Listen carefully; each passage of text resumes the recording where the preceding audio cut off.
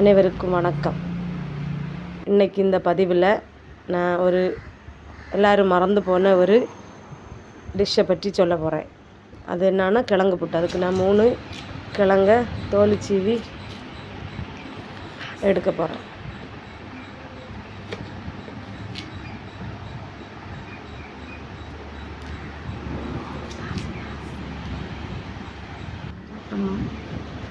எடுத்து அதை நமக்கு கேரட்டு சீவலில் இது மாதிரி துருவி எடுக்கணும்.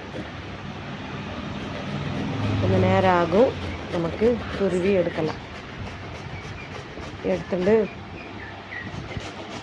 நான் 3 கிழங்குல 2.5 கிழங்கு தான் எடுத்தேன். அதில் நம்ம உப்பு இது மாதிரி தூவி போட்டு நல்லா கிளறி கொடுக்கணும். நல்லா மிக்ஸ் பண்ணணும்.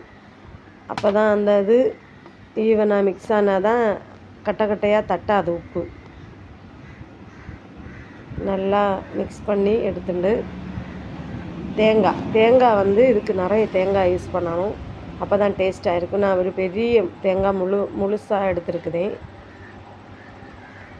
தேங்காய் துருவி எடுத்து நம்ம புட்டு அவிக்கலாம். முன்னாடியெல்லாம் புட்டுக்கு கிழங்கு வெட்டி உணக்கிழங்காக்கி அதை அரைக்கி எடுத்து நமக்கு மணி புட்டும் சாதா புட்டும் கிழங்கு புட்டும் செஞ்சு சாப்பிடுவாங்க சாயங்காலம். அது ஒரு பாரம்பரிய உணவு, எல்லாருக்குமே அது பிடிக்கும். ஆனால் இப்போ எல்லாம் நமக்கு உணக்கிழங்கும் கிடைக்க மாட்டேங்குது. நமக்கு கிழங்கு புட்டு சாப்பிட முடியல. அதனால இப்போதைய காலகட்டத்துக்கு ஏற்ற மாதிரி நம்ம பச்சை கிழங்குல இது மாதிரி செஞ்சு நம்ம ஆசையை தீர்க்கலாம். பாருங்கள் எவ்வளோ அழகாக இருக்குது, பார்க்க நல்லா அழகாக, டேஸ்ட்டும் அப்படி தான் நல்லா இருக்கும். பார்த்தீங்களா, நிறைய தேங்காய் போடணும். நான் பாதிக்கு பாதி தேங்காய் போட்டு தான் அவிச்செடுத்தேன். நான் ஒரு 2.5 கிழங்கு எடுத்ததில் எனக்கு ஒரு 4 குத்தி புட்டு கிடச்சது. இப்போ 2வது குத்தி புட்டும் ரெடி ஆயிடுச்சு. நான் உங்களுக்கு ஆவி எது வரைக்கும் புட்டு நாளில் ஆவி வந்ததுன்னு கண்டுபிடிக்க ஒரு டிப்ஸு எனக்கு தெரிஞ்சதை சொல்லித்தரேன்.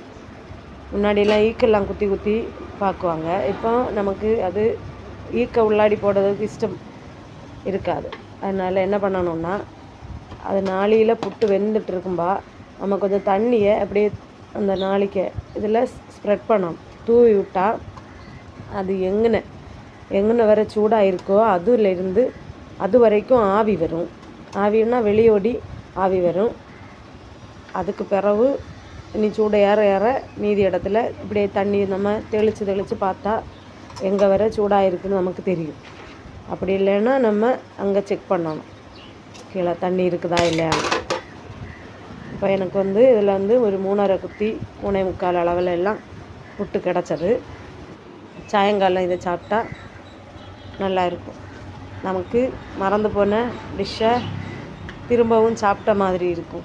பாருங்கள் இவ்வளவு கிடச்சிருக்கு. நல்ல டேஸ்ட்டாக இருக்கும். மிச்ச தேங்காய் நான் என்ன பண்ண போகிறேன்னா அதில் தூவி போட போகிறேன். எவ்வளவு தேங்காய் இருக்கோ அவ்வளவுக்கு இது டேஸ்ட்டாக இருக்கும். இந்த வீடியோ உங்களுக்கு யூஸ்ஃபுல்லாக இருந்தால் வீடியோவை லைக் பண்ணுங்கள். விருப்பம் இருந்தால் எனக்கு சேனலை சப்ஸ்கிரைப் பண்ணுங்கள். நமக்கு இது மாதிரி வித்தியாசமான பதிவுகளை பார்க்கலாம். இதை இப்படி தான் நல்லா மிக்ஸ் பண்ணி நிறைய தேங்காய் எடுத்து அப்படியே நல்லா பிசைஞ்சு சாப்பிட்டா நல்லா டேஸ்ட்டாக இருக்கும்.